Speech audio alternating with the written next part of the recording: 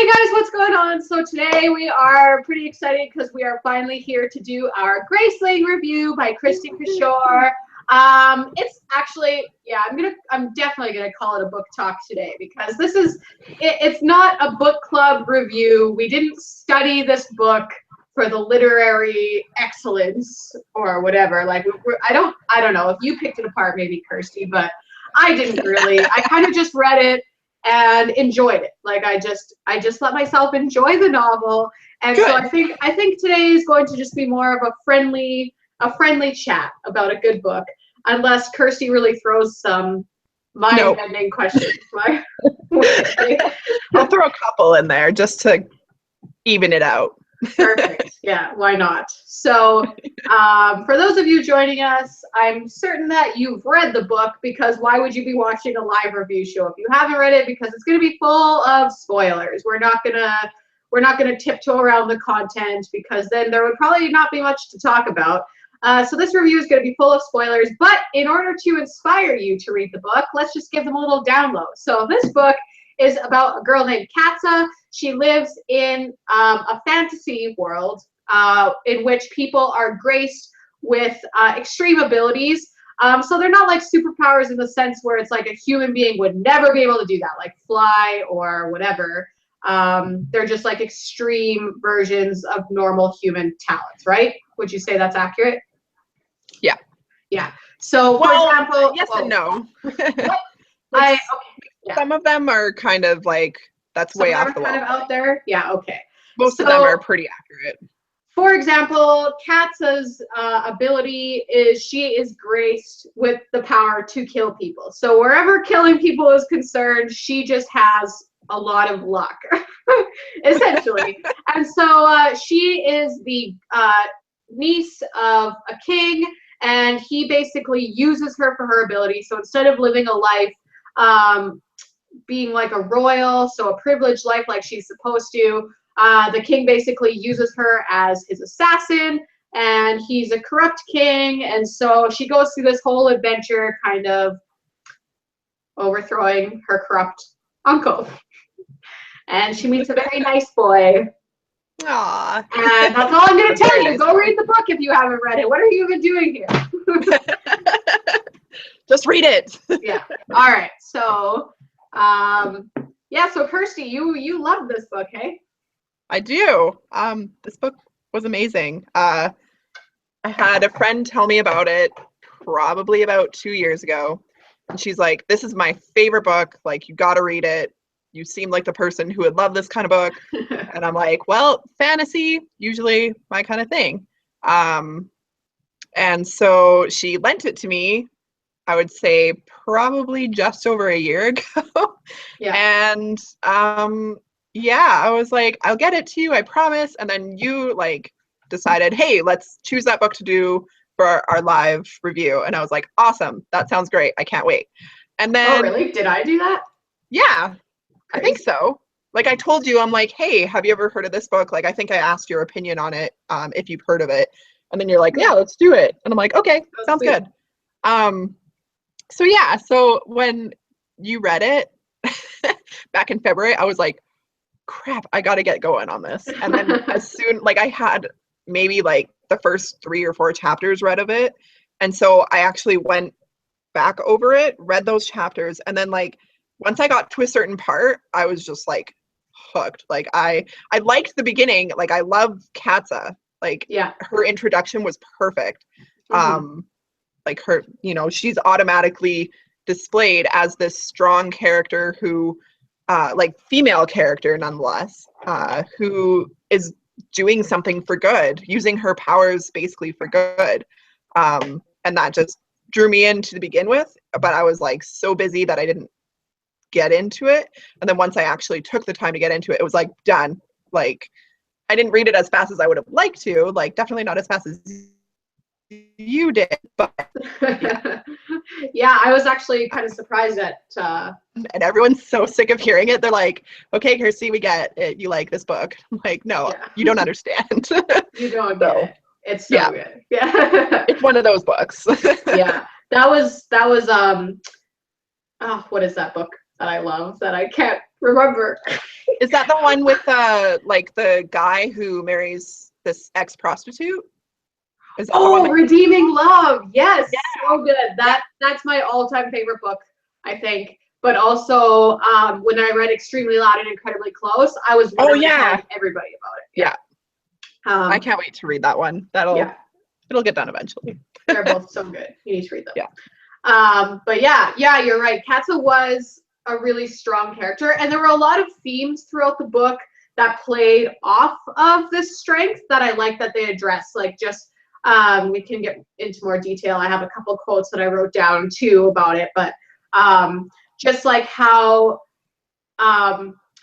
like when you react with strength or anger, mostly people what is the quote? I'm just gonna pull it out. I know exactly what you're talking about. Yeah. It makes me happy. And you're like, yeah, it's so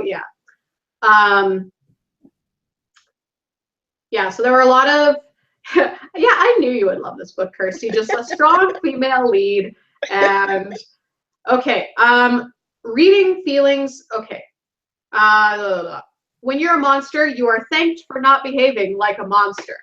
Yeah. So I thought I really liked that theme, and like going through the book and sort of seeing her kind of struggle with even her own identity, and the fact that she was basically raised and trained to be this angry killer. And so her struggling with that, like she almost like felt fake or whatever. You can correct me if I'm wrong. Just so you viewers know, I read this a few months ago, so Kirsty's going to be like the main go-to person with accuracy here. I'm just gonna go off with what I remember. I remember most of it, and I have a feeling that Kirsty is gonna like bring up like remembrances of the minor details of the book, but yeah, I just remember like really enjoying reading about the struggle that she was going through to really come to terms with the fact that she had this ability and she can use it for good, but that doesn't mean she always has to react out of that same, like she's not one-dimensional, right? Which was what makes a good character for me.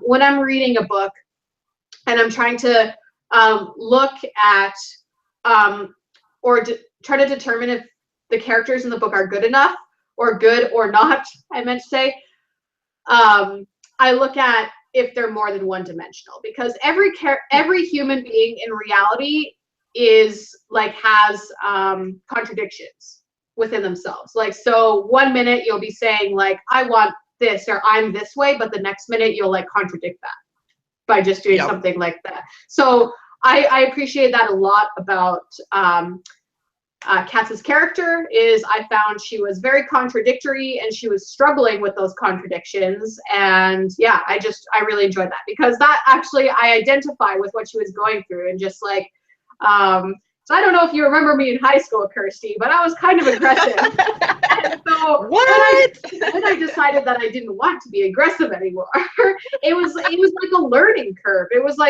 a process that you had to go through for sure, and you go through a lot of like self-doubt and a lot of kind of an identity crisis. So I definitely liked that aspect of.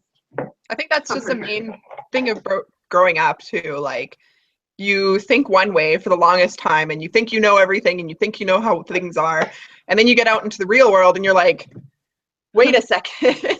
Like, even me, like, there's certain things that I was like, nope, it's this way. You know, I'm not going to change my mind about it. And then the more that I became aware of things, I'm like, oh, wait, actually, that's not how this is going to work. And it's not that simple. So that's what it was like with skinny jeans for me. When skinny jeans first came back into style in high school, I was like, why are people wearing ankle biters? I'm never going to wear those. Skinny jeans are dumb. And then I showed up with skinny jeans one day, and Dallas was like, you're a hypocrite. Do you remember how much you hated pink? I do, but I like pink now. I even had pink flowers in my wedding bouquet. Yeah. But yeah, like, and I liked how other characters brought out certain things in her, like especially the two characters she ends up spending the rest of the book with. So yeah, that's true. Yeah. Overall, Kristen Cashore did a really good job with character And this is her development. debut novel. Is like it? This is her first one. So That's I'd say wild. congrats. Yeah, I want to meet you. Kristen Cashore. Are you going to read the other 2 novels in the series? Yeah, I've actually started reading Fire. And it actually, the first, like, it's a prologue that it opens up with. And it actually talks about, like, King Leck when he's a baby. Oh, interesting. So it is interesting because, you know, you kind of get this backstory on him. I don't know how he plays out in the rest of the book, but I guess I'll see. Ooh, I should buy those. I should buy Bitter Blue and Fire. It just sucks because, like, talking to people who have read all 3, like, Poe is kind of in the, like, Bitter Blue because Bitter Blue is his cousin, right? But yeah, Bitter Blue or Poe, if you haven't read it, Poe's the main lead or main lead guy. Why are you spoiling it for yourself? We're just spoiling everything. Yeah, and so, like, you barely see them, and I'm like, can't we just have more of Katza and Poe? We'll talk about how much I love them later. Yeah.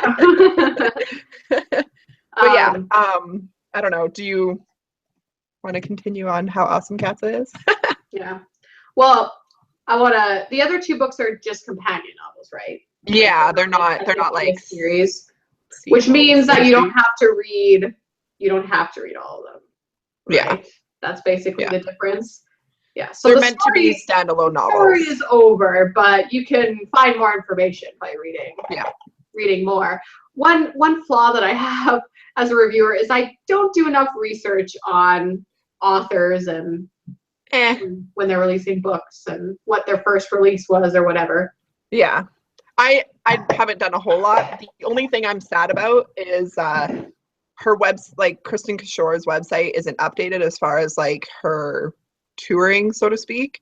Yeah. And she doesn't have a lot of social media presence where, like, so as an aspiring author, I guess, one of the things that they tell us is you need to have media presence, because, like, especially if you want to impress, like, publishers, and as well as give your novel, like, the best kickoff you can give it, because if you're constantly promoting your novel, people are going to be aware of it.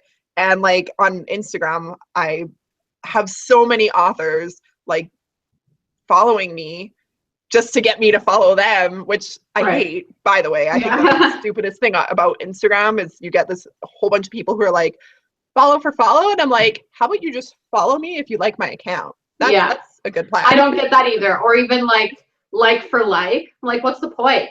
Why do you even care about likes if they're not legit? Like, it doesn't even. Yeah, there's a reason I don't take part of shout out for shout outs right now, because I'm just like, I personally don't think my account's that great right now. So once I put more time into it, then I'll do that. But yeah. Anyway, back to the book. Well, yeah. Yeah, but I don't know. I think we can move off of the Katza topic. I don't know unless you have more to say. We'll probably talk about her on and off. Yeah. Oh, yeah, for sure. Do you want to talk about Poe then? Yeah, let's talk about Poe because I love Poe. I loved Poe. Poe is my new book boyfriend. Yeah. I'm married, but I have a book boyfriend. I don't remember quite why I liked him so much. I will remind you. Okay, remind me. Okay, so quite honestly, I think he has, like, that good first impression kind of thing. Like, initially you're intrigued about who this guy is because you don't know who he is. All you know is that Katza knocks him out, and you know he's going to come up later in the book because why else would he be mentioned? Right. Exactly. And you know, she definitely, like, makes you intrigued to find out. Like, I remember reading it and doing, like, I did little updates as I read it, and I was like, who is this guy? Like, I can't wait to find out who this guy is, because, you know, he obviously presented a challenge for her, which I think is something that you should have in every relationship. The person that you're with should challenge you to push your boundaries and stuff like that. Like, to obviously, like, a good extent, like, Yeah. you know, exploring the world and stuff like that, you know. So when he came in and pushed her boundaries as far as like her grace was concerned, that was just like, this is awesome. Like they're, you know, they're found someone that they can actually compete with, because they're both, by the sounds of it, really competitive. Yeah. And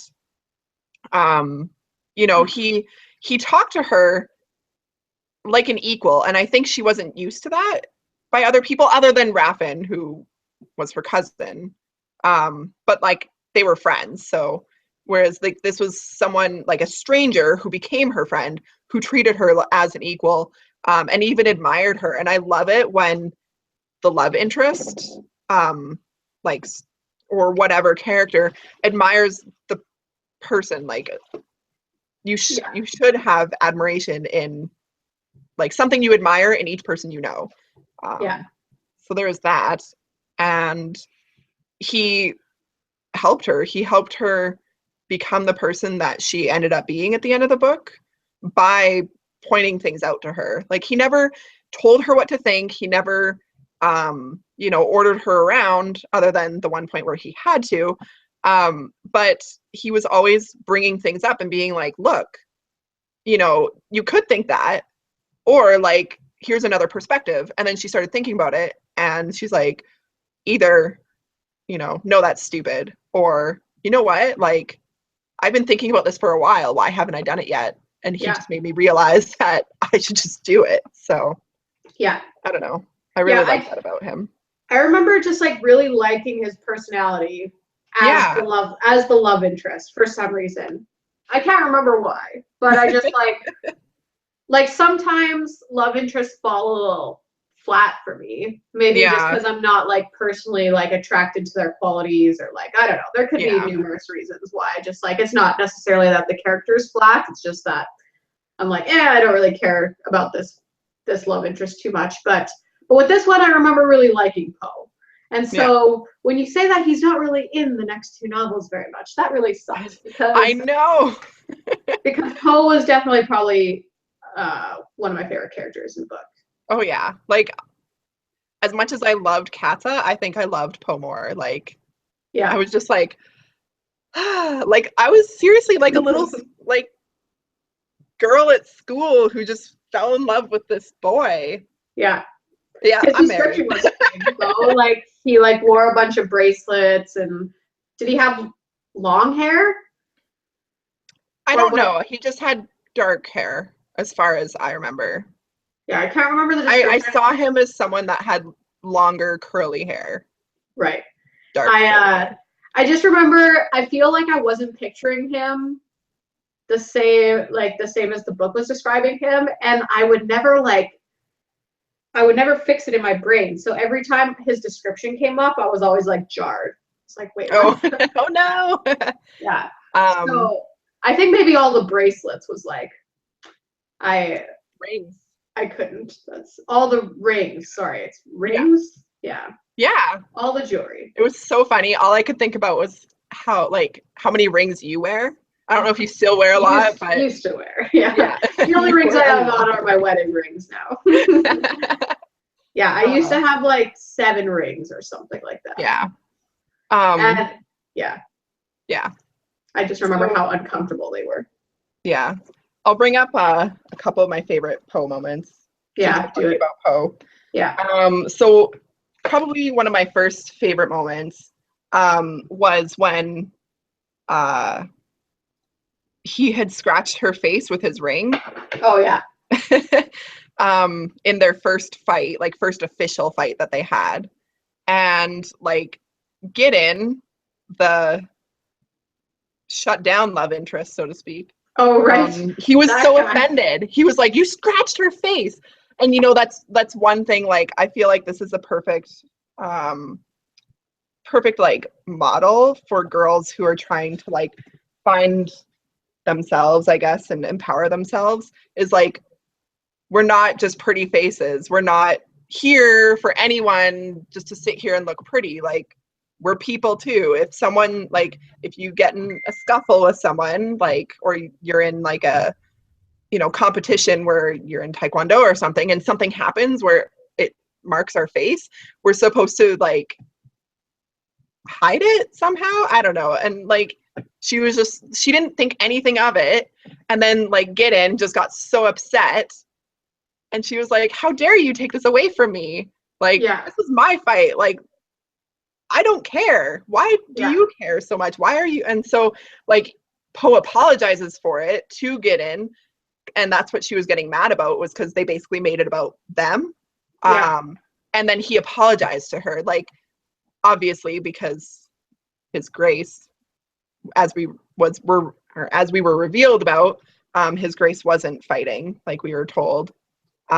He knew that she was mad about it, but I think he would have known, like, I loved how perceptive he was. I think he probably would have been the type of person to know anyway that she was upset about it, because it was probably physically visible on her face that she was mad.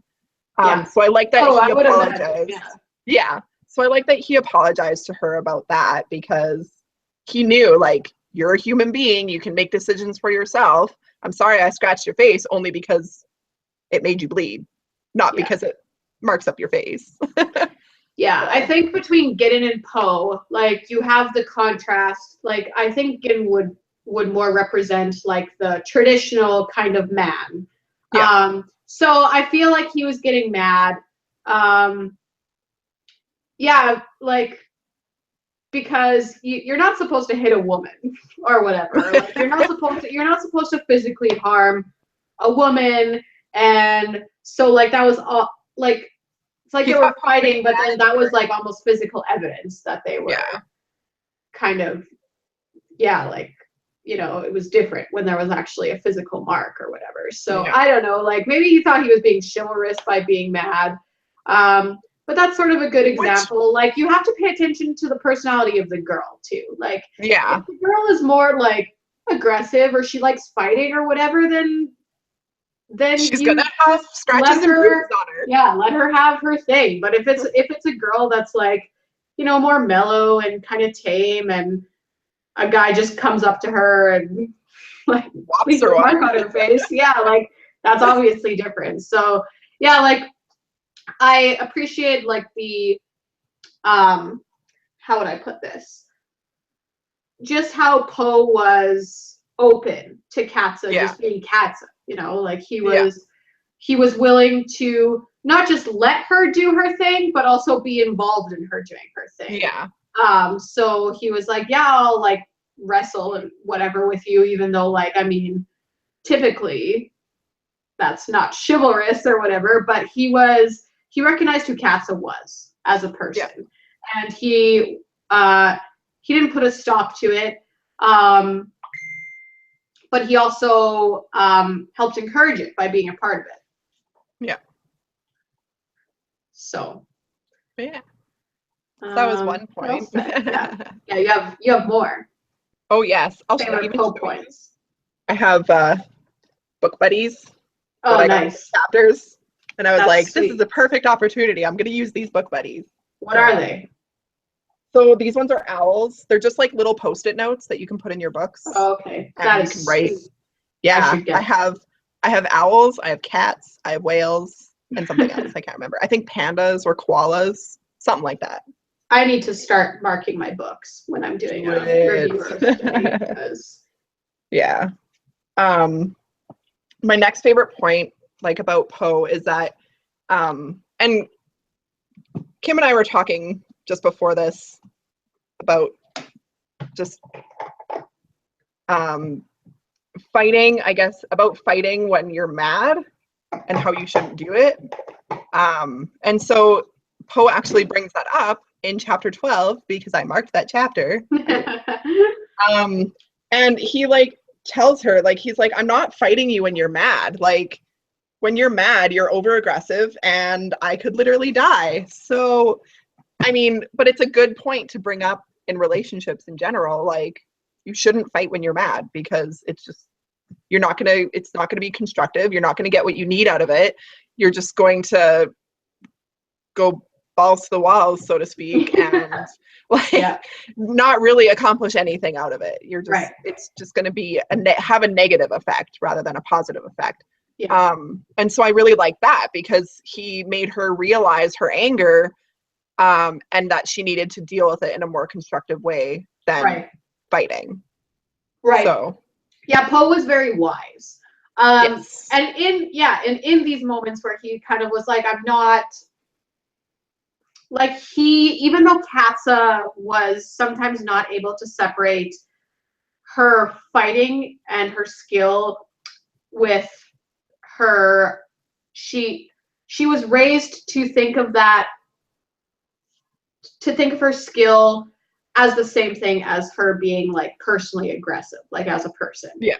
And so Poe was able to look at her and differentiate between the two. He's like, when you're mad, you start doing like stupid things with your skill. Like your skill isn't being used constructively. And so in that, he was pointing to like a difference.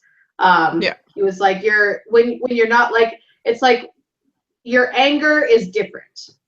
You don't need your anger to use this skill, even though like the general public maybe would view like aggression and fighting as anger, but yeah, like he was just very wise. And so yeah, I appreciate that about Poe as well. Like just all these moments when you're right. He was just like very constructive. He was challenging and encouraging, and understanding and perceptive. Yeah, I really liked Poe as a character. Give me more situations. Unless you want to address this one more. I have to say, okay, so I've read books that are a little bit more like they're new adult, and so they're a little bit more steamy. Yeah. And so like I read 50 Shades of Grey. I've read this other series by Sylvia Day, it's a Crossfire series, and it kind of has the same like steamy, hot romance. But quite honestly, I felt like this was more like, I don't know how I want to put this, like way better than those novels. Like the romance between Poe and Katza was just way better. Like it didn't explain a whole lot, but when just it came like to the sex. like the interactions, like it talked more intimately than just in your face, raw, this is what they're doing. And even though like the Sylvia Day novels, even though those ones did describe both the physical and the like intimate emotional side, I felt like because those were like the super intimate parts were excluded because it's a YA novel, like I just felt like it was that much more powerful. Yeah. Like it was just really, really well done. Yeah. Yeah, I feel like moments of intimacy tend to come across more as intimacy when they're not just like described as grungy sex, you know? Like a good example, and I've talked about this before on my book channel, but there's definitely a few books that I've read where I'm just like, you're just like the descriptions of the sex almost take away from what you're trying to portray. Like my best example is The Time Traveler's Wife. Like there were so many sex scenes in that book. And they were all just like dirty sex, but she was trying to portray it as romantic, but it was just coming across as like you're watching a porn movie. Like she used the word cunt. She used the word cunt in a romantic sex scene, and I'm like, what are you doing? Like this is honestly I'm glad they didn't do that in the movie. Yeah, like it was there's just, I feel like because intimacy, like as soon as you start going private or public with it, more public, it becomes less intimate, right? Because that's what intimacy means, is like it's like something between two people, like, and that can be in any relationship, right? But like specifically in like a lover type of relationship, like as soon as people start having sex on rooftops or like whatever, like where people are obviously going to watch or see, that makes it a little bit less intimate because it's not just the two of you anymore. You're making it about this like public, almost like you're getting off on the danger of it, or like, I don't know, whatever it is.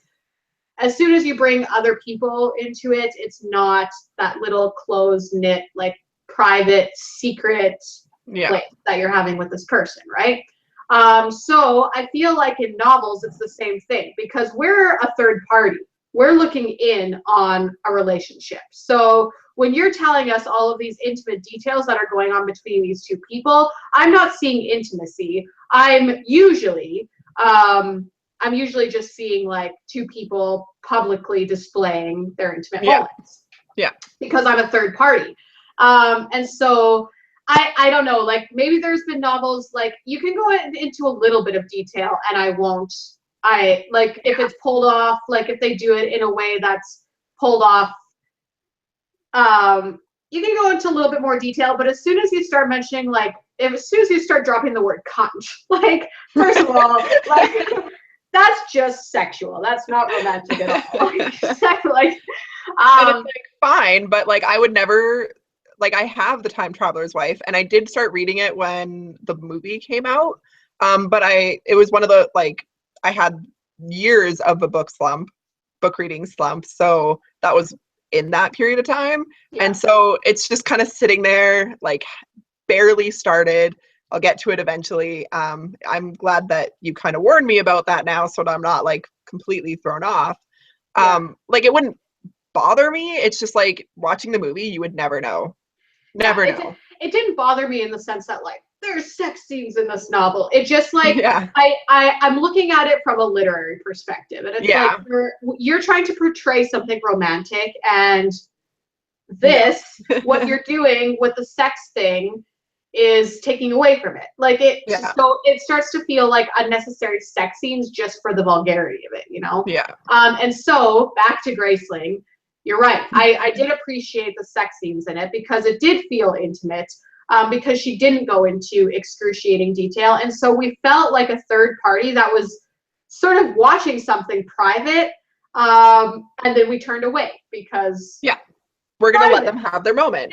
We let them have their moment. And so that's what I appreciate in books is when the author keeps in mind that us reading, like it's the same as if we're picturing these two characters in our heads, then it would be when a reader gets really into it, you're like picturing yourself there, right? And that's what makes a good novel. So as soon as an author starts going into like dirty sex scenes, it's the same thing as like watching two people have sex. Or it should be if the author's doing a good job of like bringing you into the novel. So as soon as that starts happening, you're like, I need to turn away. Like, this is weird. Like, I don't like, it's just not intimate anymore. So, I mean, unless you're into that kind of thing. So, I mean, with Graceling, and there are lots of books that I like that sort of like have that like subtle sex scene that's just like really well executed to give you like the idea and the emotions behind what's happening. And then they let it still be a private thing between the characters that the whole world isn't watching. Yeah.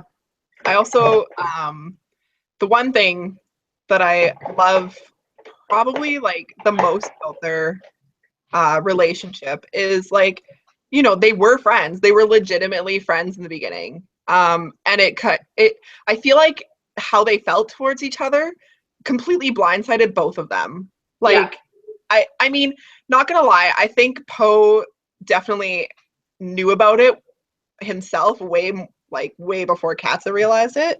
But I think even though he had still had those feelings, like he kind of kept them under wraps, probably because he didn't want to pressure her or feel like he was pressuring her, because he knew, you know, she just, like she said or kind of explained in the novel, like she just took herself away, or back, like she took back herself from her uncle. Like she couldn't imagine giving herself to someone else. Right. And so I think because he knew that, he was holding off. And then as soon as like she realized it, it was like everything came crashing down. But because they were friends, like he would rather preserve the friendship than follow through with his feelings, because he's like, one of my favorite like things that he says is like, I didn't want to tell you how I felt because like in fear that you would, you know, he says, throw me in the fire, or, you know, resent me or something like that. And I felt that was really like powerful because he wanted to be friends with her more than he cared about being, you know, a potential lover for her. Like he was like, I care more about our friendship than anything. I just care about her. Yeah. Yeah. In general. Like, yeah. Yeah. Yeah. Yes. It's all coming back now, and I remember just why I love this. Yeah. Yeah, I really yeah, I like that, because even with the whole thing with what's his face? What's the other guy's name that was rejected? Get in. Yeah, like he was the character that would have been like another entrapment to her. Like that would have been the thing that was like jumping out of the what is that saying? Out of the boiling water and into the fire or something. Out of the frying pan. Out of the frying pan and into the fire. Into the fire. Yeah, like she just would have been going from one thing to another. And so that's definitely, yes, I love that about Poe, that he was just like, he was just willing to wait for her, you know, like to get to the point. Yeah. Like, and if it never came, I'm sure he would have been totally respectful of that. But he was like hoping that she would get to the point where she didn't see a relationship as something that held her in chains. Yeah. And that was something that I appreciated about her character development as well, is her getting to that place where she was able to recognize that like there's a difference between somebody controlling you and you giving yourself for somebody. Yeah. And you deciding that you love somebody and therefore you're going to make sacrifices for them willingly. That doesn't mean that they're putting you in chains or expecting it of you. But yeah, that struggle was really interesting to me as well. And yeah, Poe was just like so understanding to that and perceptive. Once again, like Poe was just like super perceptive and just like understanding of where she's at and what she was going through. Oh my goodness. Okay, never mind. Do you have anything more to say on this point? That's something we would maybe want to bring up later. We can bring it up later. I can talk about that all day. Oh, I was gonna jump to something else. Oh, okay. Write it down. Then we'll bring it up. Oh, it'll come up, I'm sure. It's like it's a main thing. I was gonna jump to like when Poe was blind. And oh yeah, okay. Yeah. But do you have we'll talk about that last. Yeah. Do you have more favorite Poe moments? Or like, sorry, continue. I love how he's like, you know, I wouldn't ask you to change who you were if you were to be my wife. And I'm like, I feel like that should be how everyone is. Like, that was one of my main things as married women. Yeah. Like, I'm on the train now. Yeah. Woo. Married life. That was one thing, like, as soon as Eric and I started dating, like, I told him straight up, I'm like, I have friends that are guys. And if you have a problem with that, then you need to sort that out now, or this isn't going to work. Or, you know, I make plans on a whim, and, you know, if we have something planned or you had something planned for me, like, let me know, but otherwise I'm going to go do that. Like, I go and hang out with friends all the time, and Eric's perfectly content. Like, he doesn't get jealous that I'm spending more time with certain people, which is, you know, how my last boyfriend was, as we all know, or as you all know. But yeah, like, I just told him straight up, like, this is how I am. If you have a problem with it, we're going to have a problem. And I feel like if you're not doing that right off the bat, then you're not being honest with yourself, and you're not being honest with the person you're with. And so that was how she was. Like, that's how Katza was with Poe. Like, he knew who she was, and like, she knew that she didn't want something in particular, marriage. I mean, she might come around later, but she might also not. Yeah. That brings me to how much of a jerk Gideon is, but we can talk about that later. Gideon. But yeah, so, like, I have to tell you my favorite line. Yes, do tell. He says to her, like, after they're kind of talking about the whole, like, I wouldn't ask you to change if you would be my wife. He's like, you know what? I will give myself to you however you'll take me. And I'm just like, to me, that is a big sacrifice on his part. if he honestly wanted someone to be his wife. Like, obviously he said before that he never really saw himself having a wife. And so like, I think because he felt that way with her, like he's just like, I've never felt this way. So you know what, like, this is me, you can have me. Like, that's what relationships are about, is self-sacrifice. And you obviously don't have to give up your entire self, but certain parts of you do, because you care for that person, and you can't just not give that part up to be with, or if you want to be with someone else. Mm-hmm. So yeah. I don't think there's any other Poe parts, but I love that part. Yeah, that was my favorite line in probably the entire book. Because Poe's just an amazing person. I know.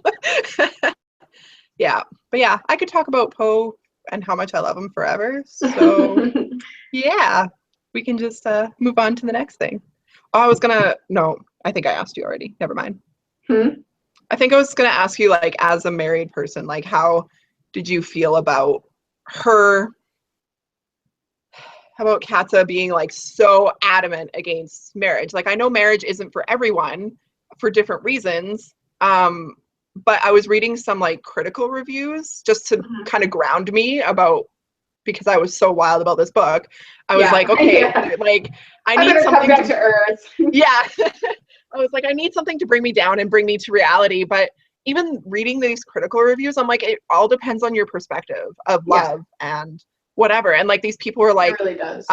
They were like, I feel like she equated love with sex, and that's not like how things are. And I'm like, but they didn't have sex until like quite a while after they kind of realized what was going on. So I don't feel the same, but it really depends on if you equate marriage with love, I think. And if you equate marriage with love, I can totally see how you could think that that's how the author was portraying sex, was that it was love. I don't know what your perspective is on that. This is a good question. I haven't even thought about it. I think I didn't get the impression that she was equating sex with love. Because as we were saying before, the sex scenes were tactful. They weren't the predominant thing in the relationship. Yeah. Like, the relationship was developed in other ways. Like, first they had a friendship, a really, really strong friendship in which they were both honest with each other. And then, like, I didn't get that at all, that she was equating that with love. And I have got that from other books, so don't get me wrong. Like, I would see it if I thought it was there, but yeah, I don't think, like, from what I was getting from her character, like, she had a lot of character development. Like, she was a grower character. Like, so she started at point A, and we saw her character go through a lot of struggles and through a lot of identity crises and just coming to terms with certain things over a long period of time.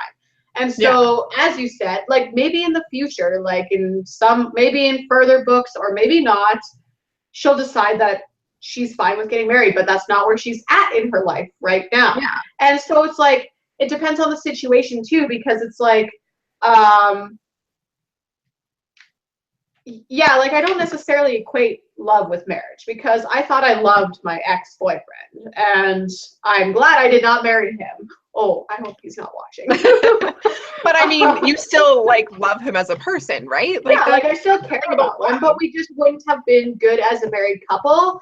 And so sometimes, like, I agree. Like, people grow in real life, and so therefore people grow in books. And if your character doesn't have growth, it makes for a very boring book. Like, even when me and Mitch met, like, when we both met, we would have like talks about how, like, neither of us were ready to get married, and like marriage, like, it was funny because he was literally like, he was like, it's so stupid when people get married after 1 year of dating. And I was like, 8 months later. yeah, like neither of us felt like we were ready to get married anytime soon. But then we started dating, and like it just like our minds were changed after like we started to realize that it was just right. And so I don't think it's fair that critics would accuse her of that, because she's just not at a place in her understanding of what marriage is to jump into marriage. So yeah. So I don't really identify with that opinion at all. Yeah. I think their love definitely was like in the friendship stage at the beginning. Yeah. Even before, she knew what was going on. Yeah. Yeah, like I definitely have opinions about marriage and stuff and whatever, but I also recognize that there's wisdom in when you get married. Like let's say me and Mitch were dating for 2 years before we got married. That doesn't mean that we didn't love each other before we got married. It just would mean that we felt like we needed to date longer. Like marriage is a big commitment. Everybody says this in real life, so why would you not apply the same thought to a book? Marriage in a novel would also be a big commitment. And Katz's character displayed that she wasn't ready for marriage, both mentally and whatever. Like mentally, she just wasn't there yet. Yeah. So that would be my thought on it. What, do you want to share your thoughts on it? Well, and like you said, in books, and especially if you're going to be, not that you can be historically accurate because it's in a fictional world, but generally, divorce isn't really a thing in medieval times set areas. And so they have to think about it even more so, because I feel like it's unfortunate in our culture that divorce is such a it's such a go-to thing that they don't even consider the whole oh yeah, we'll be together forever, but they don't take into consideration everything that you're dealing with before marriage is going to carry on after marriage. It's not just going to magically go away. It's not going to be oh, this will solve all of our problems. That's why I have a very strong opinion about people who end up having a kid before they get married, and then they decide to get married because they had a kid. And it's no, don't do it for that reason. Do it because you love each other and because you want to be together for the rest of your lives. Because if you get married for anything other than that, it's just not a good idea. You're just going to end up resenting each other. Sometimes it works out, and that's great. I'm not saying all marriages that, get together because they had a kid fail, but, just from my own personal experience as far as being a child in a divorced situation, and being okay, well, if you saw that, oh, my mom's not watching this. I love you, Mom. Things going on before you get married, just really, really consider that. So, yeah, for sure. And that's the thing. It needs to be right. Yeah. And it's interesting too, there's a whole lot of aspects to it, because then you look at there's a lot of we look at Middle Eastern cultures where oftentimes they make arranged marriages. Yeah. And in the end, it seems like a really bad thing, but then it's people just know how to put effort into a marriage. Yeah. And then they end up loving each other in the end. So I think overall, it's there's marriage is so many things. A weird thing. It's a weird thing. And it's a weird thing that we've constructed, and it works. But yeah, I think you were spot on when you were saying people just don't think about what they're getting into because of that option of divorce. Yeah. Because they're they go into it and they're oh, if things go wrong, we can just separate, no big deal. But it shouldn't be that way at all. Yeah, you should never really think that way. Once you commit to marriage, it's supposed to be a forever thing. Yeah. And I'm of the opinion that it should be not that there is not legitimate reasons to get divorced or whatever, but when people are going into the marriage thinking that, oh yeah, divorce is a way out just in case. If you already are going into the marriage with that option, that safety net, then there's a problem.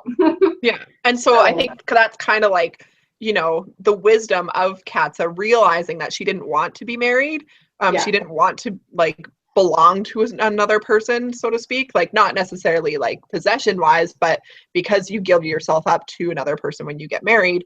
Oh yeah, for sure. Like I think she knew she wasn't prepared for that. So why, you know, be like, oh yes, I love this person. Yeah, let's go get married. If you already know that, like that's another, like that's something that happens now, is like there's people who they're like, oh, I didn't really want to get married, but I felt like I had to. Or it's the same thing with having kids. Like I felt, or I wasn't really ready, but people were like always asking me when I'm going to have kids. Like it's the exact same thing. Yeah. So yeah, so Yeah, like I think it's actually wiser to realize that she did love him, but she didn't want to get married because she knew like that just wasn't her thing. And so it really sucks like seeing those criticisms. I'm glad they're there. But at the same time, I'm kind of like, well, but not everyone is cut out for marriage. Not everyone wants to be married, just as not everyone wants kids. So yeah, like I definitely don't think marriage equals love. So I think those critics were saying, oh, she views sex as love, but then on their part, they were viewing marriage. Yeah. That's how I viewed it. Yeah, I think marriage would naturally be an option that would come about, probably if it was the right thing. Like if you're in a anyways, whatever. Like this is a big ramble, but in the end, yeah. And I've had personal experience with this where it's like I just like like before. It's like I struggled with the idea of getting married because I saw it as something that would tie me down. Like I would have to give up dreams of like traveling because he didn't like traveling, or like I would have to give up dreams of moving to like I'm spontaneous. So like, what if I want to pick up and move to Vancouver or Australia or like whatever? I just like marriage would sort of put a damper on that a little bit. So yeah, you have to kind of like there's wisdom in who you marry. And so I think Casa, she was just being wise. Like she just wasn't ready to get married. And that's fine. That's fine. Yeah. Like I don't think that shows that she wasn't actually in love with Poe or anything. Like she just wasn't ready. Like look at the rest of her character development. She just is still in the growth process. So yeah. I am so glad you agreed with me on that. That's just like no. That's some weird ish that they brought up. Yeah. But I mean, I was talking with a friend about it last week, because she was also another person who was like, oh my gosh, you need to read Graceling. And she was like, you definitely have to think about other people's perspectives. Like you're more like you're a feminist, you like think very like strongly about, you know, women power, so to speak. And obviously these people who are like giving these criticisms are more traditionalists. And I'm like, yeah, totally understand. So it made me be okay with how they felt. Cause I'm like, everyone's entitled to their opinion and they voiced it perfectly fine. And then that was just my counter to it. But if that's how they feel, I can't do anything about that. I can just state how I feel about it. So it's I don't know. I feel weird about those critics. That's a weird opinion that I feel like I could rant about for a while, but I would still just be saying the same thing. Like that's kind of silly. Next point.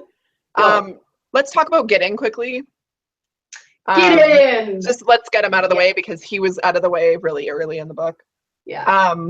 I felt like he was important to put in there because he was the more traditionalist, like, I will be your husband and I will protect you, even though she was perfectly capable of protecting herself, even more like so. Than him, so how are you going to protect her? Well, that's the thing. Like, I understand, you know, the whole situation with Randa and,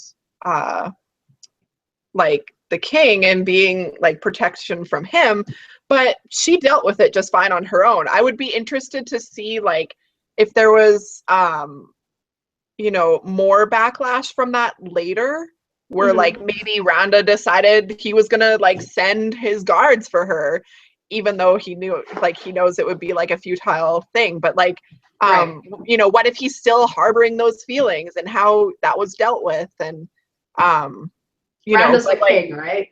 Or wait. Yeah, he was her uncle, so the king of Midlands. But yeah, like, so Gideon was like there. He was the more traditionalist, like, you know, if I have a wife, she's gonna, you know, bear me children and blah blah blah. And like he even says to her, like, Katza, you'll want babies. I'm certain of it. And I was like, that just made me cringe. Yeah. Right? It made me cringe because that's like one of the biggest things like you see on Facebook or wherever, where it's like top 5 things people or women who don't want children like hear and make them cringe. And that was like number 1, you will want children. And it's like, how do you know? Yeah. Like, do you know me? Like, are you my brain? Are you like a mind reader? Or do you know the future? Like, do you see me in the future? Like, walking around with my children? Like, tell me, what is this nice, inspiring? Clearly they do. They do see you walking around with their children. Yeah. So yeah, so it's just like, as soon as I read that, like my book buddy just says, ugh, like, UGH. Like, I was just like, I can't believe he just said that. Like, if I were her, I would be like, no. Yeah. Just no. Yeah, like yeah. Again, you're trying to control the situation by being too overbearing. And then he, like, after she rejected him, he did that classic, you know, hurt pride, like, emasculized or whatever emasculated man that like he went right from, you are amazing, I love you, be my wife, like bear my children, oh, you rejected me, well, have fun, like, oh, you're interested in that guy, he's not what you're looking for. And it's like, how, like, you're just a jerk, get in. And I hate you. Yeah, like he definitely played an important role. I'm glad he was in the book because he was like an important character. Even though you hate him, he's like a good character. Because he was definitely like he was a good character in the sense that he wasn't a means to an end either. So he wasn't just there to say, oh, you're gonna want to have kids. Like he had his own character contradictions and stuff, whatever. So he was a well-developed character, but overall, he definitely was the one that was like, you have to fit into society's opinion of what you should be. And so, you're trying not to be angry and like aggressive anymore. I can help with that. Marriage will fix the problem. I'll protect you. Marriage fixes all the problems. So he was the one that was overlooking who she was essentially, and just seeing like the anger and aggression and tying it in with her skill and interests, and he was seeing them as all together, and he just wanted to like not do that at all. So he didn't see who she essentially was, which was the nice thing we said about Poe, is he could see who Katza was despite like the bad repercussions that grew from her skill, if that makes sense. But Gideon wasn't able to see through that. He was just like, you need to get rid of all this. Marriage will fix the problem. Let's just like put a dress on you, get you like baking in the kitchen and bearing babies, and it'll be fine. And you'll love it. You'll love it so much. He was love struck, and it was sad. Well, it's just crazy that he was love struck when he clearly didn't know her. Like he was like, I'm in love with you, but clearly he wasn't in love with her. He was in love with the idea of being with her. That's exactly it. Like he didn't actually love her. He just like wanted something from her, I guess. And he just, he was very frustrating. But like you said, he brought out, you know, he was there for a reason, and like he was there for that reason too, I think, to realize, or to make, I guess, people realize that you might like this person, but until you know like who they are, you don't love them. Like, if you don't know anything about them, you can't love them, because like if you're sitting there saying, like, he was the one that wanted to change her. So he didn't just want to grow her. Like, there's definitely a difference between asking someone to change for you and just letting them grow, because there should, as we already established, there should be growth in a marriage. The person should change you, but not by saying you need to change or like whatever. Like it's like hard to describe that difference, but you can see it displayed in Poe and Gideon. Like Poe is the one that like encouraged her natural skill, her natural interests, but sort of like helped her. Is there a cat beside you? All I see is the tail like poking you with Hi. He encouraged her skill, but he challenged her to grow in pointing out like some things that she like her blind spots. Essentially, he was like, you don't have to be mad and whatever, but Gideon wanted her to change who she was, without actually like doing anything to inspire her to grow as a person. He just wanted her to be be literally the opposite of what she was. Yeah. That you were pointing out the whole like thing with Poe. One of the things, like, she thinks she's stupid. Like she brings herself down so bad in this one part. She's like, I am a stupid brute. Like, Poe is so smart. Like, she admired him because he was wise. And like then he pointed it out that just because I'm like, you think I'm wise does not mean that you're stupid. Like, you realize that you didn't want, you came to the conclusion that you didn't want to be just this mindless killer. And that's not something that someone can tell you. You have to come to that conclusion on your own. Right. He pointed out to her that she was the one who started the council, which is like the driving force of like a lot of like basically the beginning of the story. That is what she's on, is this council mission. And it was her idea, and she brought it up, and she basically brought in the people who she could trust with this information that she wanted to do. Like this good work, so to speak. And he pointed it out, like, I don't see how you can compare us and think that you are not smart. Like, you are smart just because it's in a different way. It's like comparing someone who is a PhD in whatever their field is, and a PhD in another, or even just like regular people who don't have a degree in anything. Just because they don't have a degree doesn't make them not smart. It just means that's not what they chose to do in life, and that's not their passion. Like, people have different ways of expressing who they are and how they think, and because you think differently than someone doesn't mean that you're not smart. Exactly. I loved the contrast between Gideon and Poe. And I don't think it was in like a way that was just like, here's one character and here's the opposite character. Like, I think it was well executed, but they were definitely like opposing forces in her life. Like, one wanted to control her and one wanted to enable her. And I think, like, quite honestly, as much as I personally don't like Gideon, and as much of a jerk I think he is, I think he, like, whoever he does end up with, he would be a very, like, loving husband. I don't think he wouldn't, like, I don't think he would treat her like trash. I think he would honestly be, in love with her, if maybe not before they got married. Like, he would, it would be one of those, like, you grow through the marriage and you finally, like, you realize that you do love each other. So he just needs a girl that like fits into like the idea of marriage that he has. Like a girl who also like has those same ideas. Like, I just want to cook and have babies. Like, I mean, some girls are into that. That is some girls' life dream. And then other girls like us, we're like, we want to do other things other than have babies. Well, and like that's why, like, I admire people, like, women who do realize that in themselves, that, like, my sister-in-law, all she's wanted in life basically was to be a mother, and I'm like, that's the type of person who should be having kids. Not me.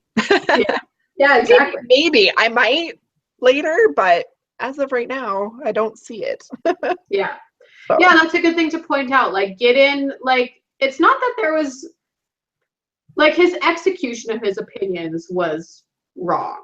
Yes. Like the way he went about trying to convince Katza to marry him or whatever, like it was wrong. But yeah, you're right. Like he's probably just like a misguided, Yeah. nice man. Like whatever. He just wanted to provide for her, I think. Yeah. And his pride was injured when she rejected him, and he Because reacted every wrong. woman But should that want doesn't, that. yeah. Yeah. But that didn't make him like a Yeah. bad person. Like he certainly wasn't the villain or anything. No. But what was that like final scene with him and Katza? Like he shows up and does this like final plea for her to marry him or something. It Wasn't that was the like this same weird thing? scene. Yeah, pretty much. Probably. Because basically she was shooting arrows in his like Right, yeah, that's what I'm talking about. training Yeah. area. Yeah, and he basically like as soon as he couldn't get a straight yes from her, Right. he started kind of like condescending her. Right. And you know, he was just hurt. I don't think there was anything after that. No, I'm pretty so. sure that's the scene I'm thinking of when she was shooting arrows at his house or whatever the heck that was. Yeah. It turned into a conversation about Poe, because he was obviously jealous of Poe because they had been spending so much time together. Right. And he thought he loved her.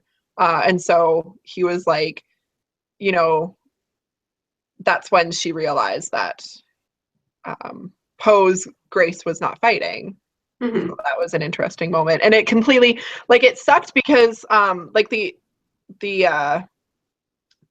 scene was important to, you know, have that moment of, yeah, you seem like a nice guy, but you're not for me kind of thing. And he Mm-hmm. kind of reacted badly to that. And then it went right to Poe. Like, it went right to, oh crap, like, Poe lied to me. She like completely like forgot about the whole situation with Gideon. Right. And was like, Poe betrayed me. This is horrible. I forgot about that. Oh my goodness. Yeah. So let's talk about that now that we're at that. Yeah. I was talking to Eric about that part actually. Did Eric read the book? No, I just talked to him a lot about it. So I was like, Eric, I love this book so much, and this thing that happened, and he's like, I don't care. Like, yeah. the only books he reads are World of Warcraft novels and like stuff that's very similar. And I'm like, I really wish you would read more, but I'm not going to force you. Yeah. So whatever. So it makes me happy. Like when I see you and Mitch reading the same books, I'm like, oh yay! It's so fun. It's so fun. Yeah. At least Eric will allow me to. He'll feed my obsession, so to speak. Like, yeah, he ordered his book, and then I'm like, well, my book just came out. Can we order that too? And he's like, yeah, sure. So I'm okay with that. Yeah. Or, you know, when I come home with more books, he's like, really? Whatever. I guess I signed up for this. And I'm like, yeah, you did. But yeah, so like when she was like, she felt so betrayed, but I love that even though she was mad about the situation, she did see eventually, like, okay, I realize why he had to lie to me, because if he would have told me right off the bat that he could slightly read my mind about certain things, I wouldn't have been friends with him. So I'm glad that she did calm down and come to that conclusion, because we wouldn't have seen Poe as much, and that would have been sad. So, end of the novel. Yeah, end of the novel. I think over everyone. I think my first reaction was like her. I was like, "What? Poe reads minds and he didn't bother to tell her? What a jerk!" You know what? I actually kind of saw it coming. Like, it was like pages, like only a few pages before things would happen. But I'm like as soon as he said to her, it was right before she left for that final mission that she ended up oh, this is the wrong book. That final mission for Randa, he said something to her like, hang on. He says, don't feel too kindly towards me, Katza. Neither of us is blameless as a friend. Because she was like saying, you know, how bad of a friend she was for hitting him when he like refused to fight her when she was mad. And so he kind of was like, you know, like kind of dropped a hint. Like he admitted to her that he was almost like wanting her to find out. And that was part of it. Like he was saying, hey, you know, like, don't think I'm perfect because I'm definitely not. Yeah. And you'll find out eventually, just not right now, kind of thing. And she like had that feeling, and I'm like, he can read her mind because you knew. Yeah, I love foreshadow. So the foreshadow was that little girl in her first mission for Rhonda that she had to perform, and the little girl like of the lord that took too many trees. Right. Like they didn't just mention her for no reason. They included her to realize, okay, Katza hates mind readers. And then she's faced with a mind reader later on who she was attached to. Like she she probably loved him as a friend at that point. And so that's why she felt so betrayed. Yeah, good catch. I didn't. No? It was so funny because I thought that like that girl was actually going to come into play later in the novel, but it just ended up being a mind reading thing. Right. Yeah. Yeah, that's a good thought. There must be a reason. Poe's a mind reader. I guess foreshadowing is not my forte, maybe. Sometimes I'm good with it. Sometimes I'm okay. Yeah. Like there are some books where I'm like, I know exactly what's gonna happen. And then it does. Yeah, but, this one that time I didn't catch that at all. Yeah. This one I'm always trying to look for it because I love it so much. Like foreshadow is probably my favorite literary device because oh really? Yeah, like rereading the Harry Potter series, I'm like, there's so much foreshadow in the first book, it's ridiculous. Like, really? Oh yeah. I read them all. It's some of it aren't as obvious. It's very, very subtle. Like when Hagrid's taking Harry to Gringotts for the first time, he said something about how they have dragons. And then in the 7th book, sorry if you haven't read Harry Potter, you might want to mute for a second here. In the 7th book, like they end up riding a dragon out of Gringotts. So like the fact that she was able to foreshadow that far in advance is just amazing. Yeah, that's wild. Yeah. That was just one example. That's what I loved about the Harry Potter novels. Yeah, there was so much, now that you put a word to it, foreshadowing. Yeah, like she was just able to tie so much stuff in together, like between the novels, and you're like, clearly she didn't just think about the novels like as they came out. She put it all together first. Crazy. Yeah. Amazing. Yeah, so good. So yeah. Was there other foreshadow moments? I don't remember. Yeah, I don't remember either. I know one of them kind of was like just over exaggerating how good King Lek was. And I'm like, I feel like this is setting us up for something I just had that feeling. Yeah, for sure. I was like, definitely there's something weird here. I saw that coming for sure. I was like, something weird happened. Well, yeah, because it was so mysterious. Let's actually just talk about King Lek. I think he was one of the most interesting characters of the book as well. Yeah. He was just an interesting villain. Like just all that mystery surrounding the situation when he came into the picture was just like, that's so weird. Like weird stuff like that. I just love it. So, stuff that you never really like would think about, and then like Poe's bringing all these things up, and it's like, oh great, like the guy that you thought you could completely rule out, obviously you couldn't. Yeah. So his grace was exactly what again? What did she call it? It was like basically mind manipulation through his words. Oh right. Yeah. So he would say something and it would cloud people's judgment on a situation completely to the point where, you know, he would get away with things like murder and abuse and you know, being a sexual predator. Yeah, sexual, like, holy man. Animals, and that's just so wild. I mean, and I like that there's a character like that in a novel like this because, you know, usually it's the normal bad guy, I just want to take over the world kind of thing. He was literally like He was like disturbed. a dramatically bad Yes. person. And the fact that he was able to hide it and like, you know, no one suspected him because of his grace. And, you know, I almost wonder if like, because he only had one eye and that's why no one suspected him of being graced. And Right. so I'm like, I wonder. I saw that coming too. That was I Yeah. picked up on that. Yeah. Yeah. So it's like, I was I like, for wonder, sure he's graced. He's just covering one eye, please. yeah, if he actually like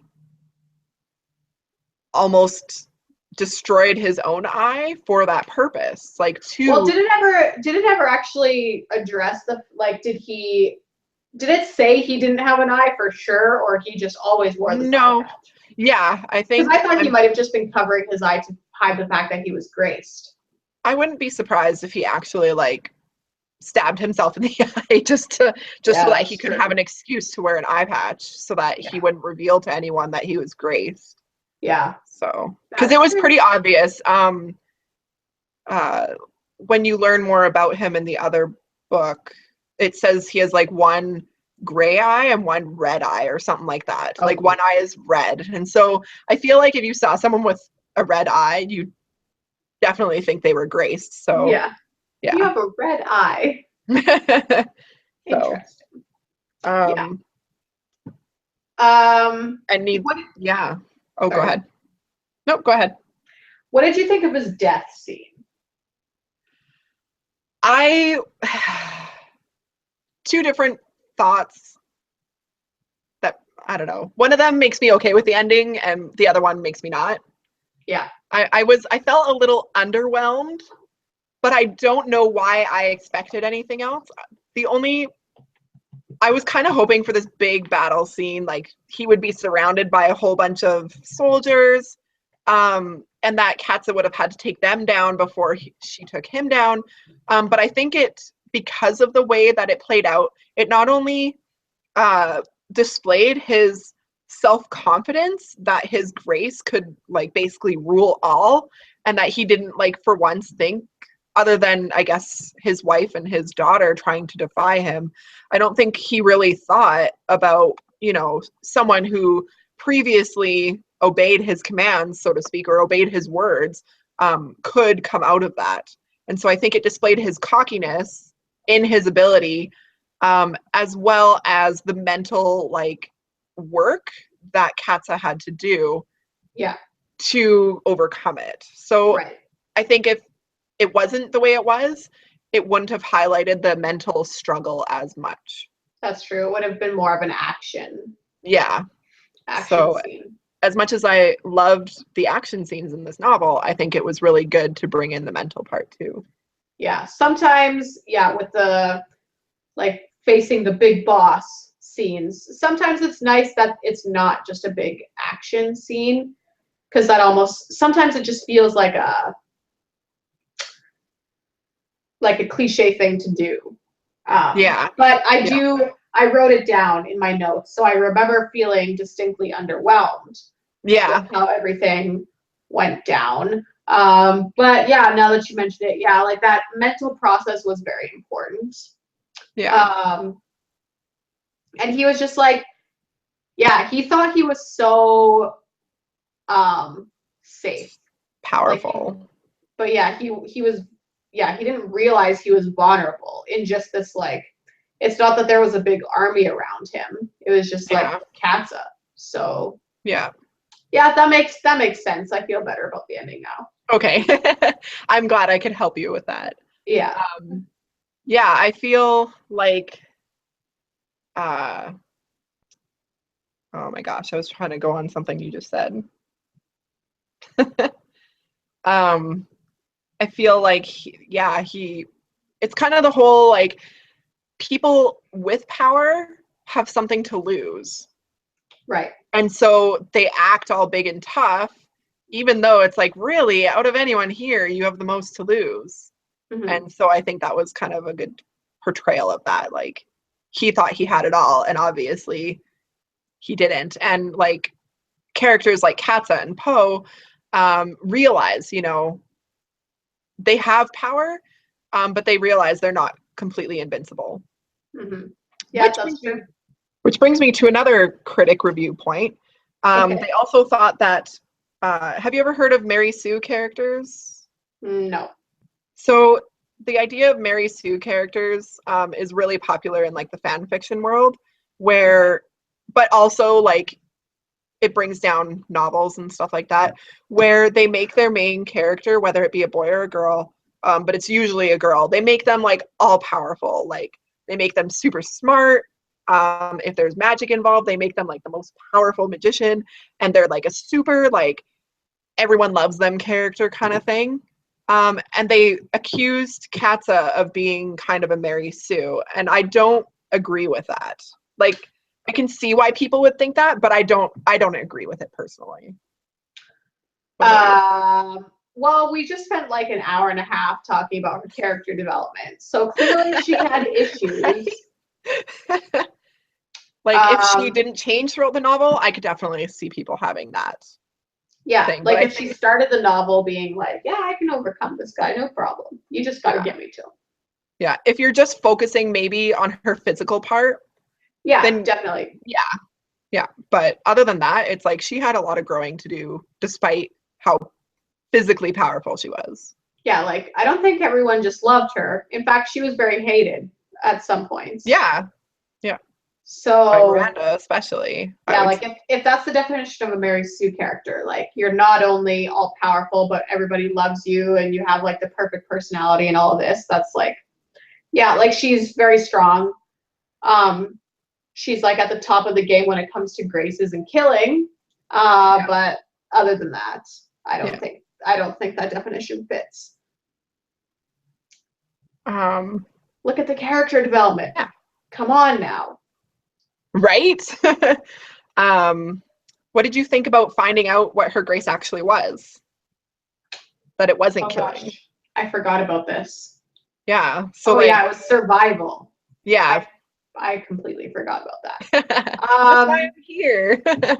What did I think of that?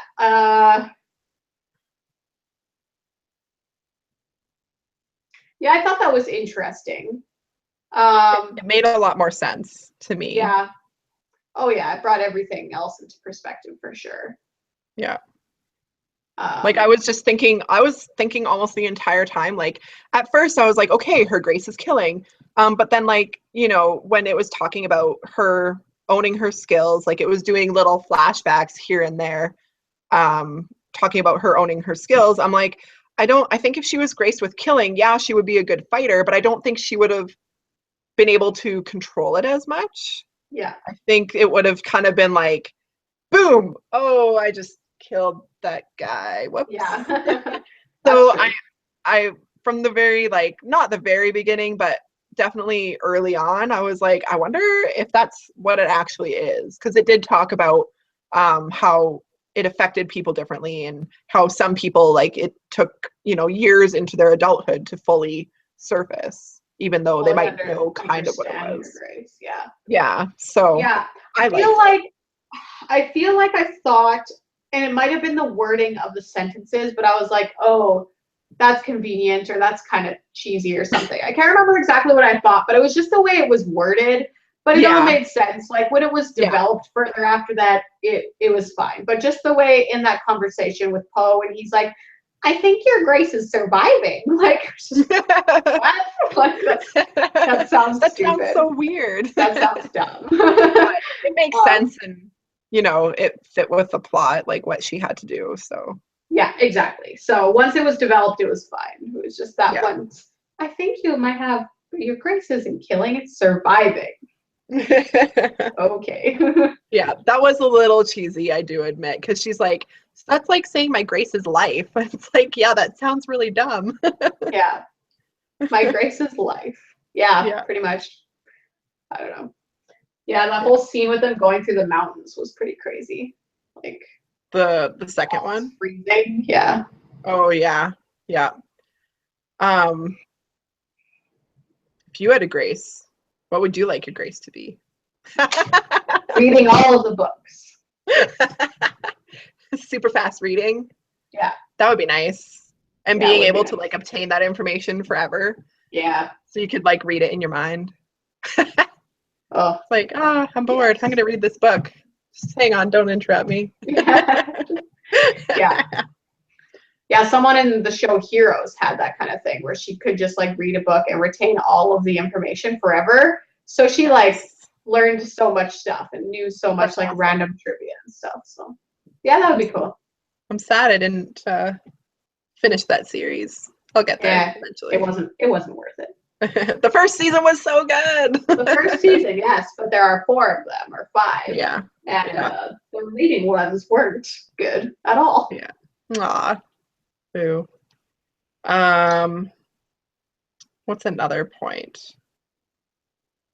Can I just talk about how funny some of the scenes were? Yeah. I don't know if you remember. Okay. So one of the scenes that I thought was absolutely hilarious was when she's finally, getting used to Poe being able to read her mind as far as like when it comes to how she relates to him and stuff like that. And so she's kind of like testing it out. She's definitely guarding herself, which I thought was important that she was able to do, because that would have sucked if like Poe could see all of her feelings towards him. That would have definitely been more invasive. And that he recognized, he's like, I can tell you're hiding stuff from me, which was good. But when she's like, I wonder if he'd be able to hear me, like if I shouted his name. And then like instead of just being like, hey Poe, can you hear me? She just shouts it at him. And he like rears back his horse and is like, what the hell are you trying to do to me, woman? Like, and I just thought it was so funny. Like, and she's laughing and he's just like, after he's like calmed down, he starts laughing. And I'm just like, that would be something I would do. I would totally do that. Like, I'm just like, I just love that scene. It was hilarious. Yeah. There's obviously other ones, but another one that I thought was kind of funny. And I just read it on the audiobook yesterday because I'm crazy and wanted to listen to the audiobook too. It was like, what had happened? Oh, they were in the mountains, Poe and Katza, and she's like, his toes were hurting because they were going downhill. And I can totally relate to that. Like 3 weeks ago, I did a Spartan race in Montana, and that was like, everyone was like, this is hell. This is what hell is, because of how up and down it was. Like it was literally like straight up a hill, straight down a hill. And so like, your toes get really sore going that steep downhill. And so she's like, oh, like there's a stream right here. Take off your shoes and your boots and dip them in there. And then I'll rub them or I'll massage them to warm them up after. And he jokes around with her and he's like, well, what if there's other parts of me that are cold? Are you going to massage them too? And I was just like, oh my gosh, I have to tell Eric he would love this joke as much as he hates me talking about this book. Sexual jokes are funny. And that was definitely a good one that I was like, it's such a, like, he could have been thinking, what if my back is sore or whatever, but you can definitely tell he was joking. No, it was definitely a sex joke. Yeah. I loved it. I was like, oh my gosh. And another part, okay, so these are the only parts that I can really remember that are funny. When, like, right after they had sex and he goes to, like, grab, like, a washcloth or something because I'm assuming it was the tearing of her first time, which I have controversial thoughts about, but that's for another day. Okay. Yeah. And she's like looking at him, like admiring how beautiful he is. And he smiles back at her and she's just like, you're almost as beautiful as you are conceited. It's just like, like I love playful banter like that. Like it's just, it shows their relationship together. Like it's very playful. It's very, respectful, playful, loving. It's just so many good things. And that was just, one good aspect about the relationship. Yeah, for sure. Yeah, definitely that playful banter was good. Love it. Love it. You have controversial thoughts about the tearing of her first time? So It might have been like probably more common then, but it has been scientifically proven that like the tearing of the meniscus, I think is what it's called. Yeah. That supposedly like this is funny that we're talking about this one. Sorry. That happens when apparently a girl or a woman or whatever has sex for the first time is actually because there's just not enough lubrication. So it means essentially that the woman is not aroused enough to go through sex. And so it's just that, like, you know, the whole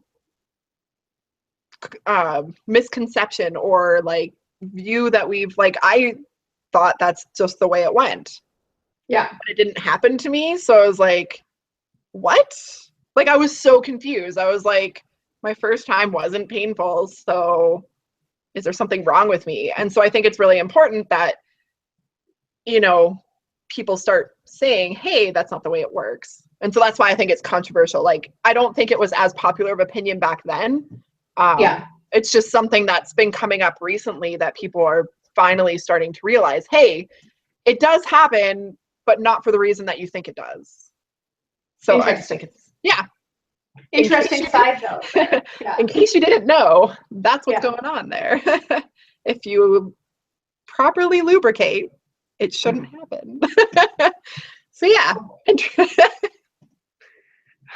Book conversations are awesome. Yeah. I mean, it came up in conversation. Yep. But yeah. Okay, let's talk about Poe's blindness, I guess. Yeah. Moving forward to the end of the novel. Yeah. That was really sad. Yeah. But interesting that she threw it in, I think. I don't think Poe's grace would develop as much. Like, he wouldn't have come to the full realization of his grace without that happening. Yeah, that's why it intrigues me that he's not so much in the, well, I don't know if he's in fire, but you mentioned he's in Bitter Blue because, like, apparently he's in it not a lot, but he's in it quite a bit because he is her cousin and he like saved her. Because Katz is off doing her thing, which I'll talk about later. But yeah, so interesting. He is there. Seeing that power develop would have been interesting. Mm-hmm. One thing I will have to say about it, though, Poe is Daredevil. And like, have you watched the series on Netflix? No. Okay, so I recommend that you should watch it. It is an amazing series. Like, that's what I hear. Actually, I hear the first season was just, I loved it. I love Daredevil. I've always liked Daredevil. Like, I even liked the movie that they brought out with Ben Affleck, and a lot of people hated it, but I liked it. Yeah. But basically, like, as the more that I thought about it, I'm like, Poe's Daredevil. Like, if there is any way, like, that's going to be the twist in further novels, right? Yeah, for anyone who's watching, if you know who Daredevil is and his powers, that's basically what happens with Poe's powers, with his grace, other than the mind reading thing. Daredevil can't read minds, but. Well, Poe doesn't really read minds. He just like senses emotions. He just reads minds as far as like if someone wants him to know something, or if they're thinking thoughts about him or towards him, he knows them. But other than that, he doesn't. But just how he was describing like the snow falling, I think, was what they were talking about at one point. As soon as he said that, I'm like, that is exactly what Daredevil can see. Like, he sees the rain around him. He sees like, it's just not our sight. But because he can't like see it in the way that we do, he almost sees better because of it. So. Yeah, exactly. So yeah, that was super sad. Like, and it was like, what the heck is going on? Like, why is he being a jerk to Katza? Yeah, but he was just frustrated. Yeah. Yeah, that would be so frustrating. Yeah. I just can't even imagine that. But them working through it is a good thing too. Like, it was good for the novel. Oh yeah, it was definitely good for the novel and good for his character and his power. Because exactly, it got stronger, and he'll probably be more powerful without eyes than he was with. Yeah, I agree. As much as it sucks, like he was so sad, like he wanted to be by himself because he couldn't see anymore. Like he couldn't see those beautiful views of Leonid anymore. Like he has an amazing view from his castle that he'll never be able to actually see the way we do anymore. But um, like I think it just definitely brings to light that he was able to see, and so he can, like, you know, he has those memories of it, and now he's just going to be experiencing them different. It's not necessarily better or worse, it's different. Yeah, for sure. So Exactly. it just made me so sad. Like I it made me so sad because it's just like, oh no, he's hurting and I don't want him to hurt. Yeah. I hate when, like, and it's to have characters bring out those real emotions in you, I feel are the best books. Like the best books, the best characters. If they can Definitely. bring out real emotion in you. Well, yeah, and their relationship in terms of his blindness, it's like, man, that made me feel like and think about how much it would suck to just like not be able to look at Yeah. the person you love anymore, right? Like if I never got to like see Mitch's face again, that would be rough, like so hard. Yeah. So yeah, that part was definitely like emotional for sure. Yeah. Just watching him go through that and having to adjust. Mm-hmm. It was good for the novel.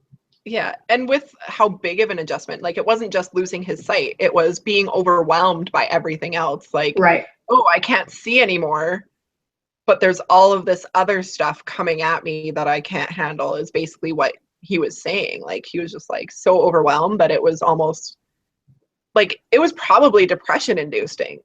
Like he For just sure. didn't know how to handle it. So handling that by yourself alone in the woods, like yeah, it would just be really, really tough. Yeah, for sure. How hard was that to leave Poe behind? Yeah. Oh my goodness. I don't even. I can't even. That would be. Yeah. Like imagine leaving Mitch behind, wounded, barely able to do anything. Yeah. In a cabin, in this random cabin, not knowing if or when you would see him. Like, oh. Yeah. I don't even want to think about it. Right? It was just like the whole time I was just like, I couldn't. I mean, I would do it. I would definitely be miserable about it. So speaking of leaving Poe behind, the whole like ring situation where he gave her basically his princehood. Yeah. In this ring, like that was a big. I mean, I kind of wish they would have elaborated on it a little bit more, but it was a really like big act of his self-sacrifice, I guess. Like, yeah, even if he lived and she just never saw him again, like he gave her everything that he had. So I think that was really awesome. I think it sucks that she didn't appreciate it more. Like she definitely appreciated it because it helped her and Bitterblue get to Leonid, even though that was kind of counterproductive. She was just like so pissed. Yeah, she was just so mad. But I think it was not like she wasn't mad. It was more of a, I don't know, like I don't know how to explain it. She was mad, but not like angry. Well, yeah. I don't know. Yeah, I don't know how to explain it either, but yeah. Yeah, it would have been interesting to see more stuff develop, like from her having the ring, or like him not having the ring. Yeah, or if she would have kept it after. Yeah. I was hoping for that, but it didn't happen. Yeah. Dang it. I know. All of these things that I had hopes. Maybe later. Maybe later. Right to the author. Yeah. All right. So one more thing. I don't know if you want to bring up anything else. No, I think we're about to wrap it up. Okay. So yeah, one more thing sounds good, and then we'll wrap it up. So my last book buddy, because I think we went over all my other book buddies. So this is one thing that I like. If there's anything that anyone gets away from this book, and it wasn't the romance, and it wasn't how really good Poe and Katza were for each other, is this whole like idea of how Katza thinks it's like funny, almost not funny, but like sad. How she thinks that like how like this is in our world too. Women are physically weaker as a species, or as a gender, I guess, because we just like our bodies don't develop the same as men's do. And how she's like, women are weaker and expected to just sit there and be protected, like in this world, and how men are being trained to fight and whatnot. And it's like, shouldn't women also be trained to fight so that they can protect themselves? And I was like, yes, like that is, yes, I love that idea. And so like that's why she's not really in Bitter Blue, I'm assuming, is because she's off traveling throughout, you know, this universe or this world, training girls how to fight. Yeah. And I think that is a better, like, you know, use of her grace essentially than what she was doing before for her uncle. Right. Yeah, so that's definitely like a good theme that came out of it for sure. It's just like, why are we, like we're doing the opposite of what we should do. Like instead of training the strong ones to fight, should be training the weak ones to fight. So yeah, I liked that a lot. And I liked another thing I liked, a theme that I liked about the book was just like the whole how feelings aren't like straightforward. Like at one point Post said like, I can't understand you. I can't read your emotions if you don't even know what you're feeling yourself. Yeah. And I liked that because it's like, that's what I look for in novels, is when authors understand that people aren't straightforward and emotions aren't straightforward. And sometimes it's hard for us to even understand what we're feeling ourselves, much less other people understanding what we're feeling. Yeah. So, yeah, I appreciated that theme.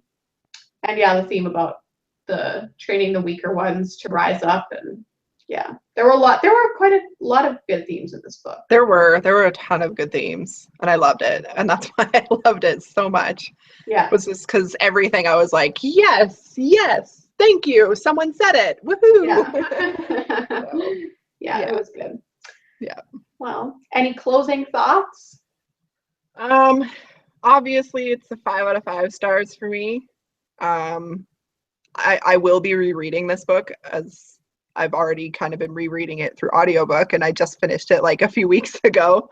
I'm really glad that my friend recommended this book to me, because I'm sad I didn't read it earlier. That is my only regret with this book, is that I didn't read it earlier. What about you? Yeah, I think I'd give it probably 4.5 or a 5. It was good. It was a really good one. And especially like discussing it after. I love it when discussions make me like books more. Like usually when I just kind of read books for fun, I'm not like super like looking for themes or whatever, but having a discussion about it after is like sweet. Okay, that makes sense. Like, So, that happened with me and Brittany in Paper Towns. We reviewed Paper Towns. We both like hated that book at the beginning of the discussion, but by the end we were like, okay, it's making a lot more sense. Like, that's good. Maybe we should just do more of these. Yeah, where we just kind of like, where it's not a study. We just get together as friends and talk about a book. Yeah, I'm down. I am so down for that. Yeah, me too. Have you read any of The Double? Yeah, you have, right? Not yet, no. Oh. I'm trying to finish I Am Malala. Yeah, I'm trying to finish I Am Malala first. Because we have technically been reading it since I think the beginning of February. Wow. I think is when we were starting to read it, and we were trying to do like a book a month. But everyone's lives just kind of got busy. Like March, I wanted to focus more on getting, what were we reading at the time for our book club? In March? In what was that, the end of February? What book did we finish? Wicked. Yes. So I was more focused on reading that. because like we set a date basically ahead of time. And this is just like a for fun book club. Like we drink wine and just, we don't pick it apart. We just talk about it, kind of like what you and I are doing now. Yeah. And so like it's just kind of whenever the best time works for everyone. And because two of us are in school and we had like pretty heavy course loads, we couldn't really think of a good time to meet.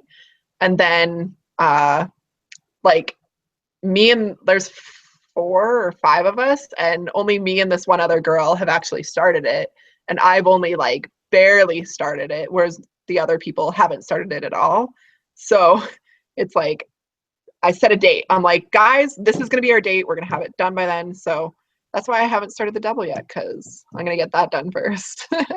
So I will be barreling it out as soon as I'm done that book.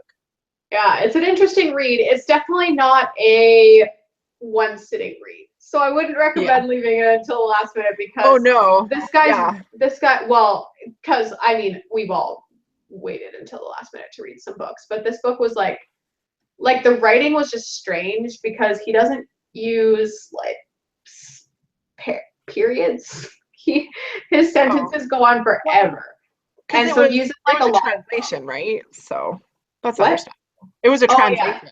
Yeah, and I was wondering about that too. I was like, I wonder if this is the author or the translator that's making it like this. But yeah, it was just like a bunch of commas. Like the paragraphs were pages and pages long. There were like no paragraph breaks. But so sometimes it was hard to kind of follow what was going on and the author had like a habit, and it was a purposeful habit of like going off on rabbit trails. Okay. So some of those rabbit trails I didn't really follow too well. Yeah. But overall, I liked it. So hopefully you like it too.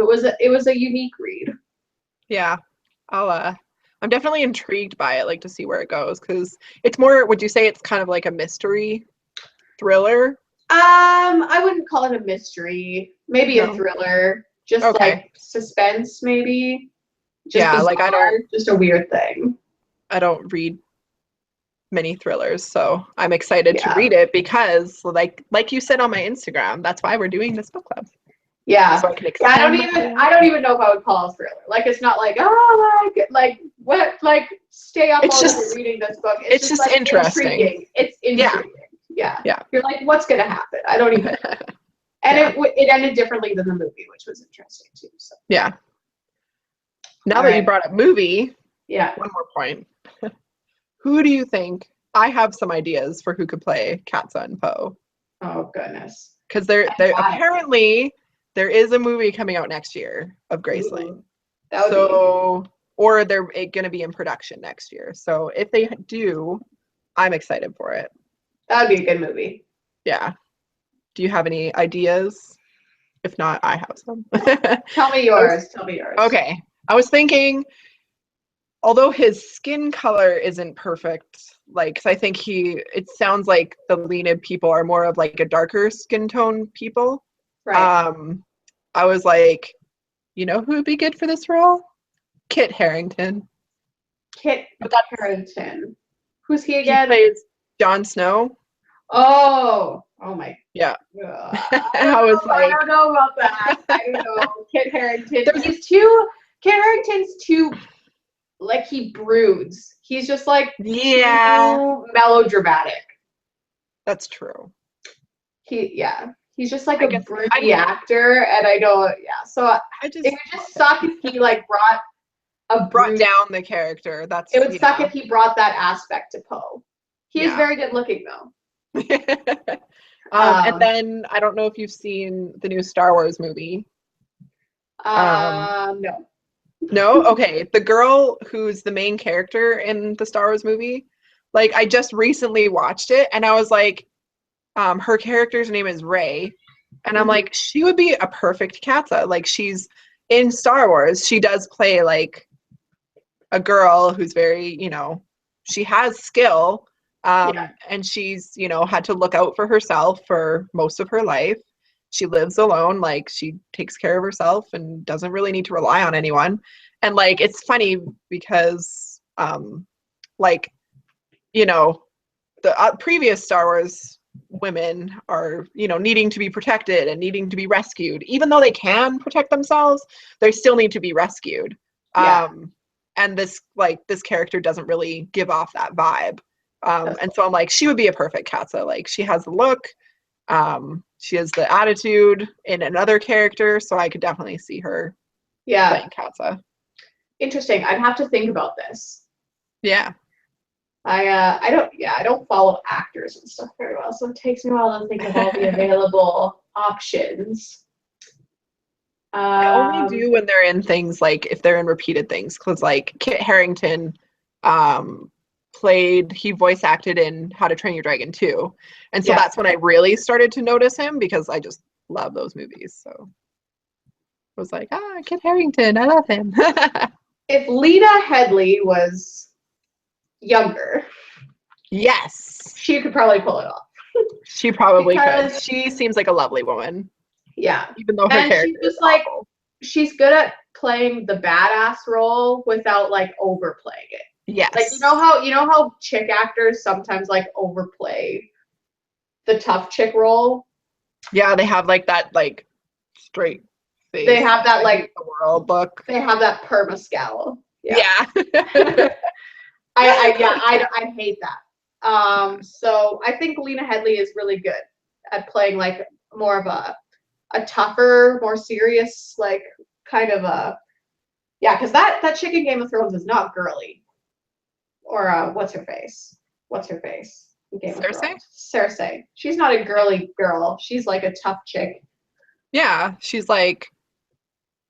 I don't know. I've never seen Lena Headey in any like action movies or anything. But no. I don't know.